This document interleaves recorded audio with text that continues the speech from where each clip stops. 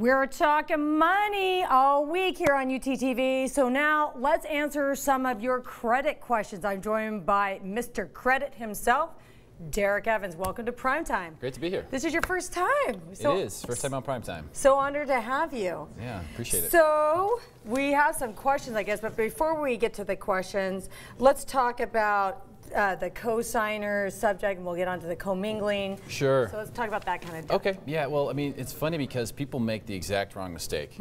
So people are more apt if they're a husband and wife or a boyfriend and girlfriend to co-sign on loans. Co-sign on a car note or co-sign on a loan. And that's something you should do only if you absolutely have to. Like if it's your kid. Well, even that's a bad idea. If you have an irresponsible kid, it's a bad idea. It's a bad idea no matter what, because bad things can happen, and you are just as liable as a co-signer as you are as a signer.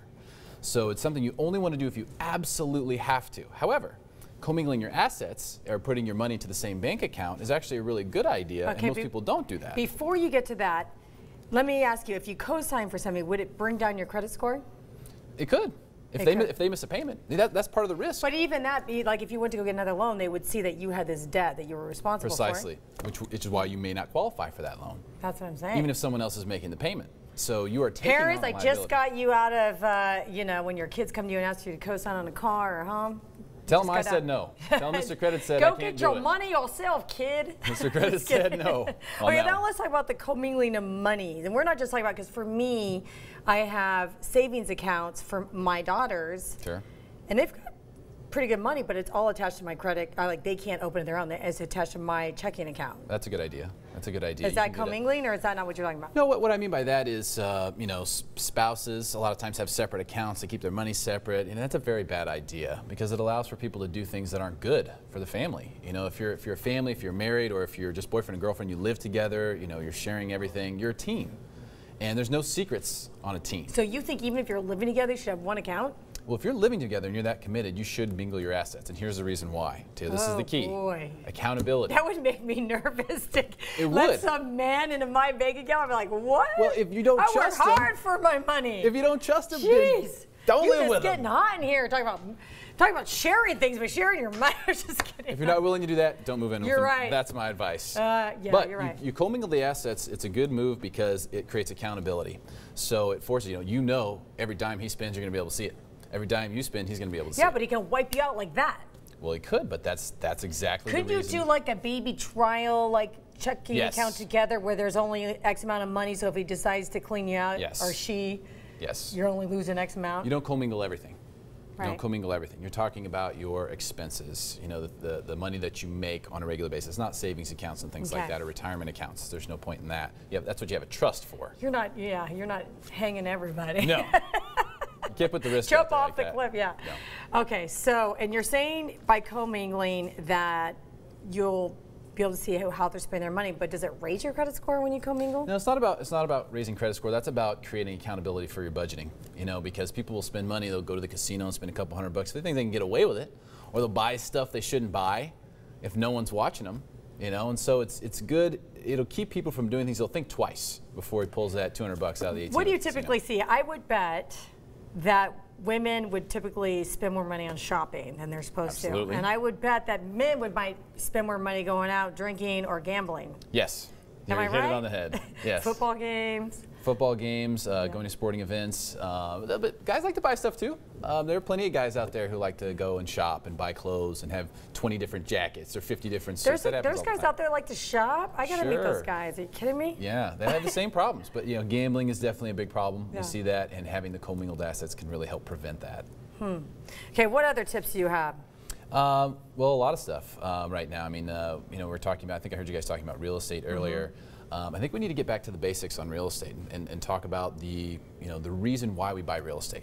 Now, there's a reason we buy real estate. People have forgotten it.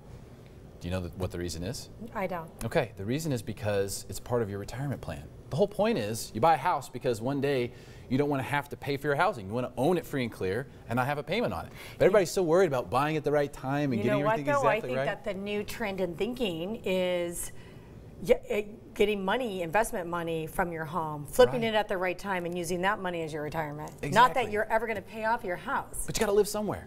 So the whole idea behind buying a house is to purchase a house so that you can one day not have a payment on it, so you can own it.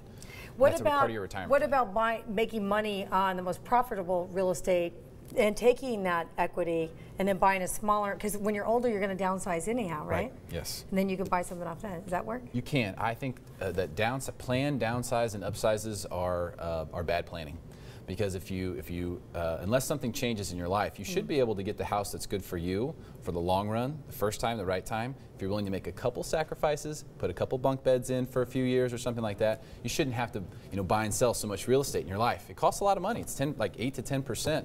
Every single transaction. Yeah, but so for me, I have a house, 5 bedrooms, because I have 4 daughters. Well, I'm not going to need those 5 bedrooms someday, so that doesn't really apply to me. Well, yeah, exactly. So in that situation, unless I adopt a bunch of kids, which I might.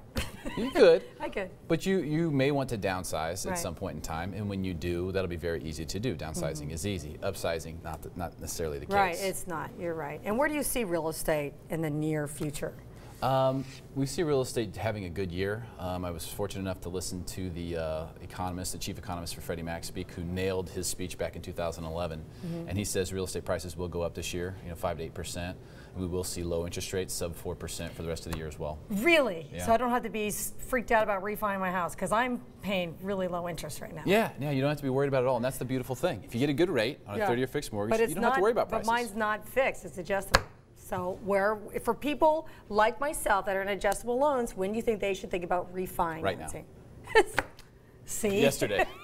Really? Yes, right now. And tell us why. Because the Federal Reserve has stopped a bond buying program that's just keeping mortgage rates artificially low. They stopped it? Yes. So there's $1 trillion allocated towards it. There's only like $40 billion left, which means it's almost over. So what's the time frame? How long, at what rate will it be over? A couple of months, and they'll be done. Maybe a month and a half, and they'll be done buying bonds, which means that all of a sudden, your big buyer of mortgage bonds that's keeping rates low is going to be out of the game. And then will they slowly go up, or will it be a big jump? It could be a pretty quick move, but I don't think they will allow it to get past 5%, but you're seeing sub 4% stuff right now. You need to take advantage of that. That's good advice, folks. That is very good advice. Okay. We're going to wrap, but is there one more valuable tip that you could give our viewers? Yes, there's one thing that everyone can do to improve their credit, whether you have 800 credit scores or you have 550 credit. Get yourself a secured credit card. If you got great credit, it'll help protect, create a little force field around your credit profile. And if you don't have good credit, it's probably because you don't have any open, active trade lines. So that's one thing that everyone can do to either help or protect break their it credit. down to our viewers. What is a secured credit card? It's a credit card that the bank gives you based on your deposits. So you give them $250, they give you a credit card with a $250 limit. So they have no risk, but you have a credit card that reports to the credit bureaus and improves your credit score. And that's a good thing for kids getting out of college, going to college. That's great. Absolutely. Get all your kids on that so they don't need you to co-sign. Thank you. All right, and we hope to see more of you here. Appreciate it. Thank you. Great tips. Okay, we got to take a quick break. Prime time. We'll be right back.